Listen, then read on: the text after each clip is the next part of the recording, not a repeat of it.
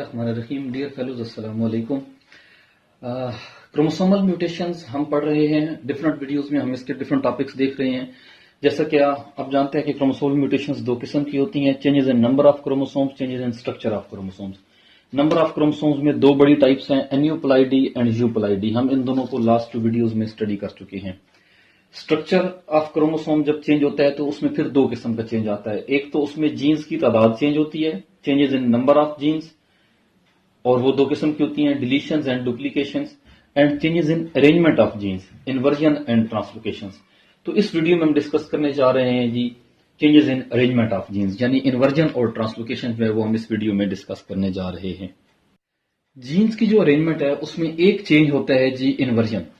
Inversion क्या है? Rearrange the linear sequence. जो जीन्स की एक लीनियर सीक्वेंस है वो क्या हो जाए, दोबारा अपने आप को अरेंज करे। दोबारा जब अरेंज करे तो वो कैसे अरेंज करेगी कि क्रोमोसोम का एक छोटा सा सेगमेंट या कोई बड़ा सेगमेंट भी हो सकता है, यहां से फॉर एग्जांपल और यहां तक। ये फॉर एग्जांपल ए जीन है, ये बी, ये सी, ये डी और ई। बी सी डी को तीन डिफरेंट कलर्स के साथ रिप्रेजेंट किया है क्योंकि इस सीक्वेंस में इन्वर्ट होना है। अब ये क्या करे, यहां से टूटे और टूटने के बाद ये अपने आप को इस तरीके से 180 के एंगल पे इन्वर्ट कर दे, अपने आप को चेंज कर दे और दोबारा उस क्रोमोसोम में, उसी क्रोमोसोम में इंसर्ट हो जाए। तो इससे हम कहते हैं inversion. The type of chromosomal mutation in which A segment of chromosome is turned around 180 degrees with in a chromosome. तो ये इन्वर्जन की डेफिनेशन है। ठीक है, इन्वर्जन के लिए जरूरी है कि दो जगह से ब्रेक अप हो, यहां से एक ब्रेक पॉइंट बने और एक यहां से ब्रेक पॉइंट बने, और ये सीक्वेंस अपने आप को इन्वर्ट करके दोबारा उसी जगह पे आके री इंसर्ट कर दे अपने आप को। तो इसे हम इन्वर्जन कहते हैं। इन्वर्टेड सीक्वेंस क्रोमोसोम का एक स्मॉल पार्ट भी हो सकता है और इन्वर्टेड सीक्वेंस क्रोमोसोम्स का एक लार्ज पार्ट भी हो सकता है। अब अगर ओवरऑल जीन्स की तादाद में तो डिफरेंस नहीं आ रहा, ओवरऑल जीन्स की जो एक हम कह सकते हैं कि न्यूक्लियोटाइड की सीक्वेंस है, ओवरऑल तो वो तादाद पूरी है, तो इसका कोई खास नुकसान नहीं होता। हाँ, अगर गैमीट्स बनने के दौरान थोड़ा सा कोई हो तो फिर ये होता है कि ये जो क्रोमोसोम्स की लेंथ होती है वो इम्बैलेंस उसमें आ जाता है, मतलब वो बैलेंस से हट जाती है, तो वो प्रॉब्लम हो सकता है। इसकी दो टाइप्स हैं इन्वर्जन की, पेरीसेंट्रिक एंड पैरासेंट्रिक। पेरीसेंट्रिक का क्या मतलब है? पेरीसेंट्रिक का मतलब है if centromere is included in the inverted sequence. अगर इस इन्वर्टेड सीक्वेंस में सेंट्रोमेयर भी शामिल हो। अब इस डायग्राम में सेंट्रोमेयर शामिल नहीं है, इन्वर्टेड सेंट्रोमेयर अलग है और ये मतलब ये वाली सीक्वेंस इन्वर्ट हो रही है। तो अगर सेंट्रोमेयर भी शामिल हो इस इन्वर्जन में तो फिर हम इसको कहते हैं पेरीसेंट्रिक इन्वर्जन। और अगर सेंट्रोमेयर शामिल ना हो, if centromere is not included in inverted sequence then it is called paracentric. तो दो इसकी टाइप्स हैं। ठीक है, अगर सेंट्रोमेयर भी शामिल हो, फॉर एग्जांपल मैं कहता हूं कि यहां पे सेंट्रोमेयर होता तो वो भी क्या हो जाता, वो भी इन्वर्ट होता। तो उसको हम डायग्राम से देखते हैं कि पेरीसेंट्रिक और पैरासेंट्रिक, इन दोनों को हम डिफरेंट डायग्राम से देखते हैं। पैरासेंट्रिक और पेरीसेंट्रिक इन्वर्जन को आप इस डायग्राम से दोबारा समझ सकते हैं। डेफिनेशन आपने पढ़ ली। पैरासेंट्रिक में अगर हमने कहा था कि if centromere is not included in inversion then it is called paracentric. क्या मतलब है? फॉर एग्जांपल ये देखिए क्रोमोसोम है और ये इसका जीन ए, ये जीन बी, ये सेंट्रोमेयर है, और फिर जीन सी, डी, ई, इन तीनों को मैंने डिफरेंट कलर से रिप्रेजेंट किया है, और जीन एफ। अब क्या होगा, यहां से और यहां से कट होगा और ये वाला पोर्शन क्या हो जाएगा, अपने आप को रीअरेंज कर लेगा। सी डी ई जीन था, अब डी ई सी जीन हो गया। मतलब अब देखें तो सेंट्रोमेयर पे कोई फर्क नहीं पड़ रहा, सेंट्रोमेयर की जो लोकेशन थी वही लोकेशन यहां पे है। तो ये क्या कहलाता है? ये कहलाता है जी पैरासेंट्रिक इन्वर्जन। और पेरीसेंट्रिक इन्वर्जन आप देखें तो सेंट्रोमेयर भी इंक्लूड होते हैं। ये देखें, ये एक फॉर एग्जांपल क्रोमोसोम है। अब जीन बी, सी और डी, यानी बी के बाद आपको पता है ये सेंट्रोमेयर है, सी और डी, यहां से ये कट होगा और फिर यहां से कट होगा। इन दो लोकेशन से जब ये कट होगा, जब ये अपने आप को इन्वर्ट करेगा तो क्या होगा, डी जीन इधर आ जाएगा। ये देखिए डी, सी और बी जीन इधर आ जाएगा। अब सेंट्रोमेयर, जाहिर बात है सी और बी के दरमियान सेंट्रोमेयर था, ये बी और सी के दरमियान सेंट्रोमेयर था, तो यहां पे भी वहीं पे आएगा। तो अब आप देखें इसका रिजल्ट क्या निकला है कि सेंट्रोमेयर यहां पे आ गया है और ये क्रोमोसोम के ये दोनों आर्म थे ये क्या हो गए, ये अब पहले जो उसका ओरिजिनल स्ट्रक्चर था, अब इसके आर्म्स की रेशियो जो है वो चेंज हो गई है। तो पेरीसेंट्रिक इन्वर्जन में ये होता है कि सेंट्रोमेयर भी इंक्लूड होता है इन्वर्जन में, और इस तरीके से क्रोमोसोम्स के दोनों आर्म जो है वो उसमें इम्बैलेंस हो जाता है, आ जाता है जी। कंसिक्वेंसेस ऑफ इन्वर्जन, इन्वर्जन के नताइज क्या हो सकते हैं? हमने कहा है कि इन्वर्जन के नताइज नॉर्मल सोमैटिक सेल्स में तो कोई खास इसका जो है वो आप कह लें कि नुकसान नहीं होता, क्योंकि जीन्स की जो तादाद है वो कम से कम पूरी होती है।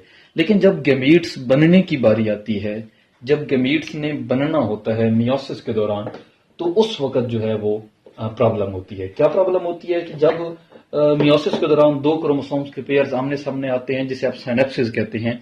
तो सिनेप्सिस के दौरान अगर एक होमोलोगस पेयर क्रोमोसोम्स पे जो है वो जीन्स की तादाद ठीक हो, नॉर्मल हो, और दूसरे क्रोमोसोमल पेयर पे जो है वो इन्वर्टेड सीक्वेंस हो, तो फिर उसके क्या नतीजे होते हैं। ये फॉर एग्जांपल आपके सामने एक क्रोमोसोम है, इस पे आप देखें तो A B C D E F normal linear sequence है जीन्स की। ये दूसरा होमोलोगस क्रोमोसोम्स है, इसमें आपको इन्वर्टेड सीक्वेंस नजर आएगी, A D C B E F. यानी आप कह सकते हैं कि यहां से लेकर यहां तक ये वाली सीक्वेंस क्या है, इन्वर्टेड है। ये मतलब ये होनी क्या चाहिए थी, B C D E F, लेकिन ये डी सी बी है। इन्वर्शन कैसे होती है वो आप पीछे देख चुके हैं। अब जब ये दो पेयर्स अपने एक दूसरे के नजदीक आएंगे, तो फिर जो साइनेप्सिस होगी ना, जो दोनों क्रोमोसोम्स का जो पेयर बनता है, वो नॉर्मल नहीं होगा, बल्कि वो एक मतलब अलग ही किस्म की साइनेप्सिस होगी। अलग किस्म की कैसे साइनेप्सिस होगी, उसमें अलग किस्म की साइनेप्सिस ऐसे होगी कि नॉर्मली तो ये दोनों पेयर आमने सामने एक दूसरे के नजदीक आते तो ये होता कि ए के सामने ए जीन, बी के सामने बी जीन, सी के सामने सी, डी के सामने डी, ई के सामने ई और एफ के सामने एफ जीन आ जाता, बिल्कुल बराबर। जिस तरह हम कहते हैं ना, ये एक क्रोमोसोम है, दूसरा बिल्कुल उसके बराबर आ गया, इस तरीके से यहां दोनों ए, यहां दोनों बी, यहां दोनों सी, यहां दोनों डी, यहां दोनों ई एफ, इस तरीके से मुकम्मल एक बराबर जो है वो पेयरिंग हो जाती। लेकिन ऐसा नहीं है, क्योंकि अब जो दूसरा क्रोमोसोम है वो इन्वर्टेड है। अब फिर दूसरा क्रोमोसोम जब इन्वर्टेड है तो वो क्या करेगा, वो एक लूप बनाएगा जिसे हम कहते हैं इन्वर्जन लूप। अब ये इन्वर्जन लूप क्यों बनाएगा, ये लूप बनना जरूरी है। तब ये जब इन्वर्जन लूप बनेगा तब ये सारे जीन्स एक दूसरे के आमने सामने आएंगे। मतलब ये देखें, ए के सामने ए जीन, अब यहां पे नॉर्मल तो डी था ना, और डी तो बी के सामने नहीं आ सकता, तो फिर ये क्रोमोसोम अपने आप को लूप बना लेगा, और इधर इस तरीके से ये डी जीन जो है वो इस डी जीन के सामने आ जाएगा, ये सी इस सामने सामने और ये बी इस बी के सामने। ये इन्वर्जन लूप बना, तब क्या हुआ, ये सारे जीन्स एक दूसरे के सामने आए। जब ये सारे जीन्स एक दूसरे के सामने आए तब प्रॉपर क्या हो गई, तब प्रॉपर जो है वो साइनेप्सिस हुई, और जो मियोसिस का जो भी रिजल्ट है वो होंगे। तो ये बात आपको उम्मीद है समझ आई होगी कि जब क्रोमोसोम्स नॉर्मल हो, अगर इन्वर्जन ना हो, फिर तो वो सारे तरतीब से एक दूसरे के आमने सामने आते हैं। लेकिन जब इन्वर्जन हो तो फिर साइनेप्सिस के लिए ये लूप बनना जरूरी होता है। ये लूप बनेगा, ये देखें ए के सामने ए जीन, अब ए के बाद यहां पे डी जीन था, तो वो जो डी जीन है वो यहां चला जाएगा इस डी के सामने, क्योंकि इसके सामने लाना है ना, हमने सामने पेयरिंग करनी है।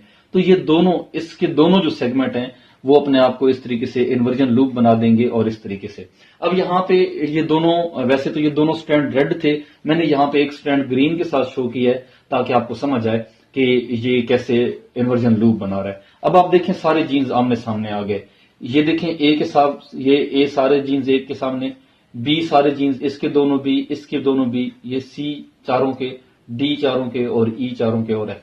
तो ये क्या हो गया, ये एक इन्वर्जन लूप बन गया। इस इन्वर्जन लूप की वजह से ये ऊपर वाले भी क्रोमोसोम अपने आप को थोड़ा सा, इनकी भी डिफॉर्मेशन जो है, शेप में जो है वो थोड़ा सा चेंज आ जाता है। अब देखिए जी, जब ये चारों क्रोमोसोम्स एक दूसरे से अलग होंगे, यानी गैमीट्स बनेंगे, तो ये चारों गैमीट्स में कैसे जाएंगे। फिर आपको ये भी पता है कि जब मियोसिस होती है तो गैमीट्स के दौरान जो है वो हम कहते हैं क्रॉसिंग ओवर भी होता है। हम एग्जांपल लेते हैं कि फॉर एग्जांपल यहां से क्रॉसिंग ओवर हुई जी, यहां से जी क्रॉसिंग ओवर हो गई। अब रिजल्ट क्या होगा, जब गैमीट्स बने क्या रिजल्ट होगा। आपको पता है मियोसिस में क्रोमोसोम्स ने यहां से भी अलग हो जाना है, यहां से भी नॉर्मल अलग होना है। अब यहां पे मैंने दोनों को सेंट्रोमेयर को अलग कर दिया। अब देखें जी पहला गैमीट क्या होगा, ये देखें A B C D E F, ये पहला गैमीट है, A B C D E F. मतलब ये क्या था, इस गैमीट में तो कोई चेंज नहीं आया, ये तो पेरेंटली था, तो हम इसको लिख रहे हैं वायबल गैमीट, क्योंकि इसमें सारे जीन्स जो है वो पूरे हैं। दूसरे गैमीट को जरा चेक करें जी, यहां पे सेंट्रोमेयर है, ए बी सी, सी के बाद आप देखें यहां से क्रॉसिंग ओवर हो चुकी है इसके साथ, तो सी के बाद अब इसके साथ ये वाला सेगमेंट जुड़ चुका है, डी ए। मैं इसको इधर मतलब लाइन लगा के लेके जाता हूं,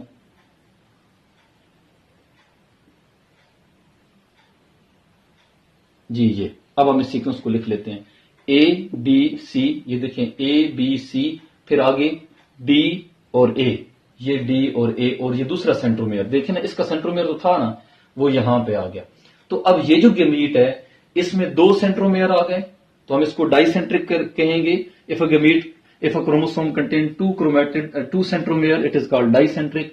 अब इसमें और क्या चेंजेस आई हैं, इसमें चेंजेस ये आई है कि इसमें ई और एफ जीन डिलीट हो चुका है, इसका मतलब है इसमें डिलीशन भी हो गई है, और इसमें ए जो जीन है ये डुप्लीकेट भी हो चुका है, तो इसमें डुप्लीकेशन भी हो चुकी है। तो ये क्या होगा, नॉन वायबल गैमीट होगा।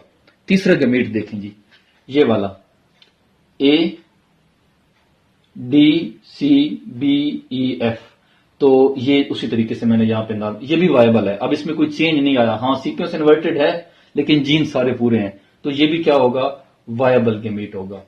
चौथा गैमीट देखें जी, चौथे गैमीट में क्या होगा, ये वाली सीक्वेंस एफ ई डी, यहां से अब मैं इसको ये मार्कर इसके ऊपर चला के लेके जा रहा हूं, एफ ई डी। अब आगे देखें यहां से क्रॉसिंग ओवर हो चुकी है, यहां से क्रॉसिंग ओवर हो चुकी है, तो फिर ये यहां पे जाएगा सी बी ई एफ, ये देखें सी बी ई एफ।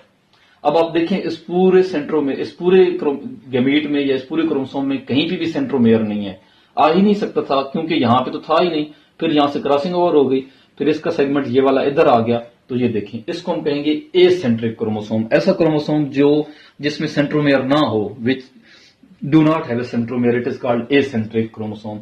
और ये जो गैमीट है ये भी क्या होगा, नॉन वायबल होगा, यानी ये गैमीट जो है वो वायबल नहीं होगा, फंक्शनल नहीं होगा, इम्बैलेंस है इसमें जीन्स। इसमें भी देखें ई और एफ जो है ये डबल आ चुके हैं, डुप्लीकेशन भी हो चुकी है, ए और बी इसमें से नहीं है, तो इसमें ए और बी डिलीट भी हो चुका है, तो डिलीशन भी है, डुप्लीकेशन भी है, ए सेंट्रिक भी है, तो हम इसको नॉन वायबल गैमीट कहेंगे, इसको भी नॉन वायबल कहेंगे, दो वायबल। तो रिजल्ट क्या है, इन्वर्जन के नताइज ये हैं कि जब गैमीट्स बनते हैं तो कुछ गैमीट्स वायबल होते हैं और कुछ गैमीट्स नॉन वायबल होते हैं। आप इसमें एक और काम भी कर सकते हैं, ये आप अपनी असाइनमेंट समझ लें, बेशक अपना काम समझ लें, कि सेंट्रोमेयर को अगर आप यहां कहीं दरमियान में रख दें सेंट्रोमेयर को, फिर आप देखेंगे तो फिर और ही डिफरेंट किस्म की गैमीट बनेंगे। यहां पे हमने देखा है, मैंने सेंट्रोमेयर जो है वो साइड पे रखा है बिल्कुल, यानी कहीं पे भी शामिल नहीं था इन्वर्जन में, ठीक है। अब अगर सेंट्रोमेयर भी यहां पे कहीं पे हो, चाहे बी और सी के दरमियान हो, चाहे ए और बी के कहीं पे भी हो, तो फिर आप यही एग्जैक्ट इसी सारे प्रोसेस को दोहराएंगे, तो फिर आपको गैमीट्स की एक और डिफरेंट जो है वो चेंजेस गैमीट्स में नजर आएंगी। एवोल्यूशनरी एडवांटेज ऑफ इन्वर्जन्स का एवोल्यूशन में भी कुछ फायदा हो सकता है।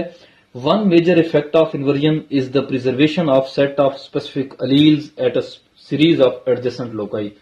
डिफरेंट लोकेशंस पर कुछ स्पेसिफिक सेट ऑफ अलील्स जो हैं वो प्रिजर्व हो सकती हैं, क्योंकि द क्रॉसओवर का जो प्रोडक्ट होता है वो इन्वर्जन हेट्रोजाइगोट में इन्वर्जन की वजह से सप्रेस हो जाता है, तो फिर क्या होता है कि अलील्स का जो कॉम्बिनेशन है वो वायबल गैमीट्स में जस्ट सेव होता है।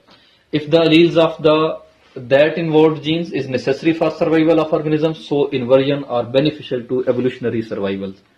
तो ये थोड़ा सा एक इन्वर्जन का हो सकता है, एवोल्यूशन में फायदा हो सकता है कि फायदेमंद अलीज जो है वो इन्वर्ट होके जो है वो दूसरे वायबल गैमीट्स पर सेव रह सकती हैं। अगली टाइप है म्यूटेशन की ट्रांसलोकेशन। ट्रांसलोकेशन क्या होता है, आप डेफिनेशन देख सकते हैं, that altars the location of chromosomal segment in the genome. ठीक है, अगर जीनोम में जो है वो क्रोमोसोमल सेगमेंट जो है वो अपनी लोकेशन चेंज कर दे तो हम उसको ट्रांसलोकेशन कहते हैं। एक और डेफिनेशन आप कर सकते हैं, the piece of one chromosome is attached to another chromosome. कैसे जी, फॉर एग्जांपल ये क्रोमोसोम है और ये दूसरा क्रोमोसोम है और इसका सेगमेंट जो है वो यहां से टूट कर जो वो इस क्रोमोसोम के साथ अटैच हो जाए। ये सिंपल क्रॉसिंग ओवर नहीं है, आपको पता है क्रॉसिंग ओवर सिंपल जो होती है वो नॉन होमोलोगस क्रोमोसोम्स के दरमियान होती है। ये एक ही सेल के अंदर डिफरेंट क्रोमोसोम अगर अपने सेगमेंट जो है वो अटैच कर मतलब तोड़कर किसी और क्रोमोसोम्स के साथ अटैच कर दे तो हम इसे ट्रांसलोकेशन कहेंगे। अब इसकी रीजन क्या होती है, जो क्रोमोसोम्स होते हैं उसके किनारों पर टीलोमर्स होते हैं। टीलोमर्स क्या होता है, ये क्रोमोसोम का जो एंड किनारा होता है, ये फॉर एग्जाम्पल इधर से और इस क्रोमोसोम का ये वाला एंड, इन एंड को हम टीलोमर्स कहते हैं। ये टीलोमर्स ट्रांसलोकेशन नहीं होने देते, टीलोमर्स प्रिवेंट द ट्रांसलोकेशन। लेकिन अगर किसी वजह से, किसी ऐसे एजेंट्स की वजह से ये टीलोमर्स टूट जाएं, तो ये जो टूटे हुए किनारे होते हैं बट ब्रोकन एंड्स लैक टीलोमर्स, तो फिर वो क्या कर सकते हैं, अब उनकी चूंकि टीलोमर्स नहीं है, ये देखिए फॉर एग्जांपल टीलोमर्स नहीं है, तो अब इसके टूटे हुए किनारे जो है ये रिएक्टिव है। रिएक्टिव का मतलब है कि अब ये कहीं पे भी किसी भी क्रोमोसोम के साथ जो दूसरा भी रिएक्टिव होगा तो उसके साथ ये अटैच हो सकते हैं। तो ये होती है ट्रांसलोकेशन। इसकी 3 टाइप्स हैं, simple translocation, shift translocation and reciprocal translocation. तो हम तीनों की डेफिनेशन और डायग्राम्स जो है वो देखते हैं जी। तो ट्रांसलोकेशन की पहली एग्जांपल है सिंपल ट्रांसलोकेशन। सिंपल ट्रांसलोकेशन क्या है जी? डेफिनेशन आप देखें, they involve a single break in chromosome and the broken piece gets attach to the one end of non homologous chromosome. आप देखें, ये क्रोमोसोम है, दो अलग डिफरेंट क्रोमोसोम है। इसके ऊपर A B C D and E gene है, और ये दूसरा क्रोमोसोम है, इस पे आप देखें gene for example M N O P Q है। अब क्या हुआ कि यहां से सिंगल ब्रेक हुआ, ये एरो आपको नजर आ रहा है। अब ये पोर्शन यहां से डिलीट हो गया ए और बी, और ये उस दूसरे क्रोमोसोम्स पे जाके अटैच हो गया, और क्या हो गया A B M N O P Q. तो ये क्या कहलाती है? ये है जी सिंपल ट्रांसलोकेशन। सेकेंड एग्जांपल है जी शिफ्ट ट्रांसलोकेशन। शिफ्ट ट्रांसलोकेशन में क्या होता है? The broken segment of one chromosome gets inserted interstitially in non homologous chromosome. क्या मतलब है? आपने पीछे जो सिंपल ट्रांसलोकेशन है उसमें हमने ये कहा था कि क्रोमोसोम्स का एक हिस्सा टूटता है और वो किसी दूसरे क्रोमोसोम के एंड पे जाके कनेक्ट होता है, एंड वाले किनारे पे, या इधर या इधर। यहाँ एंड पे नहीं, यहाँ दरमियान में कहीं जो है वो इंटरस्टिशियली हो रहा है।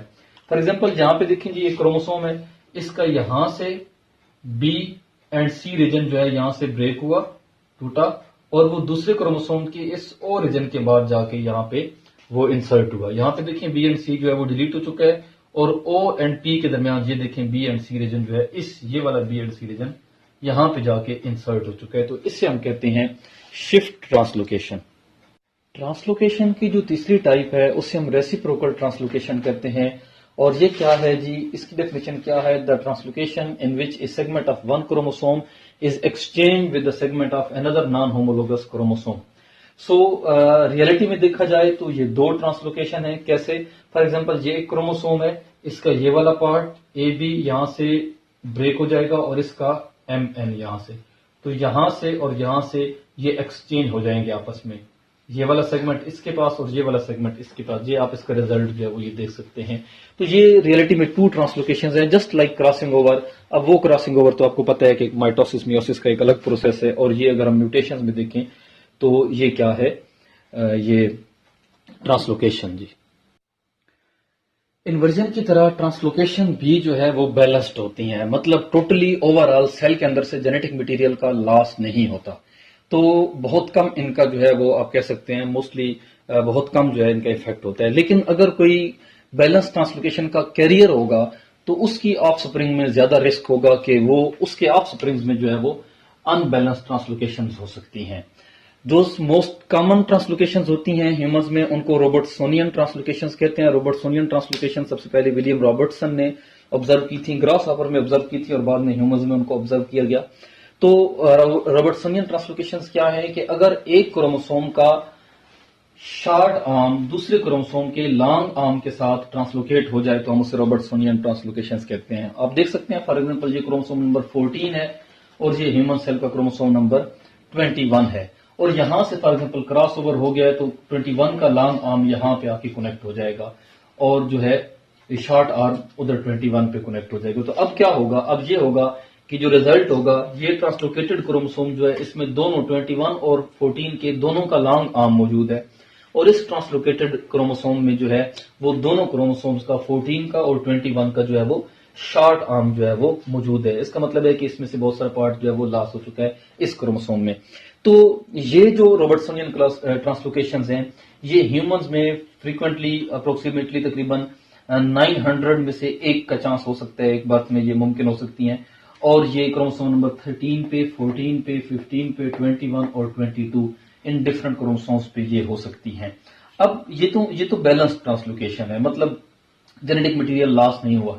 लेकिन जब इनके गैमीट्स बनेंगे तो उनकी वजह से जो आगे उसका ऑफस्प्रिंग होंगे तो वो अनबैलेंस्ड हो सकती हैं। तो वो हम एक डायग्राम के जरिए देखते हैं कि ये जो एक 21 और 14 क्रोमोसोम्स थे इनकी ट्रांसलोकेशन से जो है वो क्या मुमकिन गैमीट्स बन सकते हैं और क्या उनका मुमकिन रिजल्ट हो सकता है। रॉबर्टसोनियन ट्रांसलोकेशन में हमने कहा था कि एक शख्स जो कि बैलेंस ट्रांसलोकेशन में, और वो खुद नॉर्मल होता है, उसकी फिनोटाइप खुद नॉर्मल होती है, लेकिन क्या मुमकिन रिजल्ट हो सकते हैं उसकी ऑफ स्प्रिंग के साथ। ये देखिए जी, फॉर एग्जांपल एक कॉम्बिनेशन है क्रोमोसोम्स का, हमने कहा था कि ये 14 और 21 में होती है ट्रांसलोकेशन। अब ये 14 और 21 ये दो क्रोमोसोम्स नॉर्मल है, लेकिन एक क्रोमोसोम ट्रांसलोकेटेड है। इसका मतलब है कि इसकी बॉडी में, इसके जिस्म में या इसके सेल्स में 14 क्रोमोसोम और 21, एक एक क्रोमोसोम तो नॉर्मल है लेकिन एक ट्रांसलोकेटेड है। ये खुद तो नॉर्मल फिनोटाइप इसकी होगी और ये कैरियर है ट्रांसलोकेशन का। अब इसकी मुमकिन गैमीट्स क्या हो सकते हैं, ठीक है, तकरीबन 6 पॉसिबल इसके मुमकिन गैमीट्स हैं। या तो इसकी गैमीट में 14 और 21 ये नॉर्मल दोनों क्रोमोसोम होंगे, या ट्रांसलोकेटेड क्रोमोसोम होगा, या इसकी गैमीट में एक ट्रांसलोकेटेड होगा और दूसरा 21 वाला, या इसकी गैमीट में जस्ट 14 वाला भी हो सकता है, या जस्ट 21 वाला भी हो सकता है, और जो है वो 14 वाला नॉर्मल क्रोमोसोम होगा और दूसरा ट्रांसलोकेटेड होगा। ये इसके मुमकिन गैमीट्स हैं। अब एक दूसरा गैमीट, दूसरे यानी ये फॉर एग्जांपल मेल था तो ये फीमेल की गैमीट्स हैं, ठीक है। अब इसके साथ जब इनकी फर्टिलाइजेशन होगी सबकी, ये भी एक गैमीट है और ये भी एक गैमीट है और ये भी सारे गैमीट्स थे। अब जब इन सब की बारी बारी फर्टिलाइजेशन होगी तो आप देखें क्या रिजल्ट आता है। ये देखें, ये 14 और 21 ये दोनों नॉर्मल गैमीट है, और उधर से वो भी क्या है, 14 और 21 दोनों नॉर्मल है। नॉर्मल है तो जाहिर बात है उनकी ऑफ स्प्रिंग भी क्या होगी, दोनों की नॉर्मल होगी। 14 14 21 21 ये दोनों नॉर्मल, ये इस गैमीट में नॉर्मल क्रोमोसोम है, लेकिन ये गैमीट क्या है, ट्रांसलोकेटेड है। जब इनका रिजल्ट बनेगा, ठीक है, इनकी जब कॉम्बिनेशन फ्यूजन होगी तो जो नया ऑर्गेनिज्म होगा वो 14 ये नॉर्मल क्रोमोसोम, ये भी 21 नॉर्मल जो यहां से आया है, लेकिन वहां से एक ट्रांसलोकेटेड आया था, तो ये आप देख सकते हैं ये भी बैलेंस्ड कैरियर होगा। यानी ओवरऑल 14 21 की जो रेशियो है वो कंप्लीट है। यहां पे क्या होगा, एक ट्रांसलोकेटेड क्रोमोसोम है, दूसरा 21 है, यहां एक 14 है, एक 21 है। अब 14 ट्रांसलोकेटेड 21 ये भी अनबैलेंस्ड होगी, और ये डिजीज होगी जी familial Down syndrome. Down syndrome आपने नाम सुना था, 21 क्रोमोसोम्स पे ट्राइसोमी होती थी।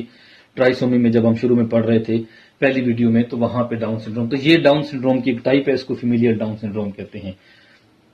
ये गैमीट जस्ट 14 क्रोमोसोम है, इस पे 14 नंबर। अब इधर से 14 और इधर से 14, ये दो 14 तो पूरे हैं, लेकिन 21 जस्ट एक है, यानी इधर नहीं था। यहां 21 नंबर क्रोमोसोम है, अब 20 नंबर 1 ये और 21 नंबर ये, तो दोनों 21 तो कंप्लीट है, लेकिन 14 वाला मिसिंग है। तो ये भी एक कंडीशन हो सकती है।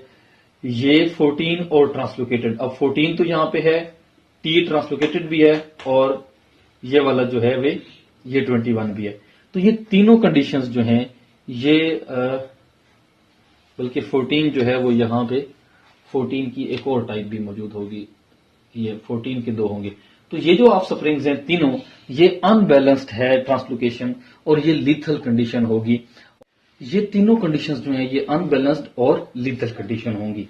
ये मुमकिन रिजल्ट थे जी रॉबर्टसोनियन ट्रांसलोकेशन के। तो ट्रांसलोकेशन का आपने पूरा टॉपिक देखा, और उसमें आपने उसकी कुछ टाइप्स देखी, और इसका आपने उसका मुमकिन जो है वो इफेक्ट्स देखे। यूं हमने इन 4 वीडियोस में अपना ये पूरा म्यूटेशंस का टॉपिक कंप्लीट किया। और हमने पहली वीडियो में एन्यूपलाइडी के बारे में पढ़ा था, सेकंड वीडियो में हमने यूपलाइडी के बारे में पढ़ा था, और हमने कहा था कि ये जो दोनों टाइप्स हैं ये क्रोमोसोम्स की जो है वो नंबर्स में चेंजेस आ जाती हैं। और फिर तीसरी वीडियो में हमने डिलीशंस और डुप्लीकेशन के बारे में पढ़ा था। वीडियो में 1 वीडियो में ये था, वीडियो नंबर 2 में ये था, और वीडियो नंबर 3 में जो है वो हमारा ये टॉपिक था, डिलीशन एंड डुप्लीकेशन, ये जीन्स की अरेंजमेंट में चेंजेस है। और इस वीडियो में हमने जो है वो इन्वर्जन और ट्रांसलोकेशन के बारे में पढ़ा है। उम्मीद है ये टॉपिक आपको समझ आ चुका होगा।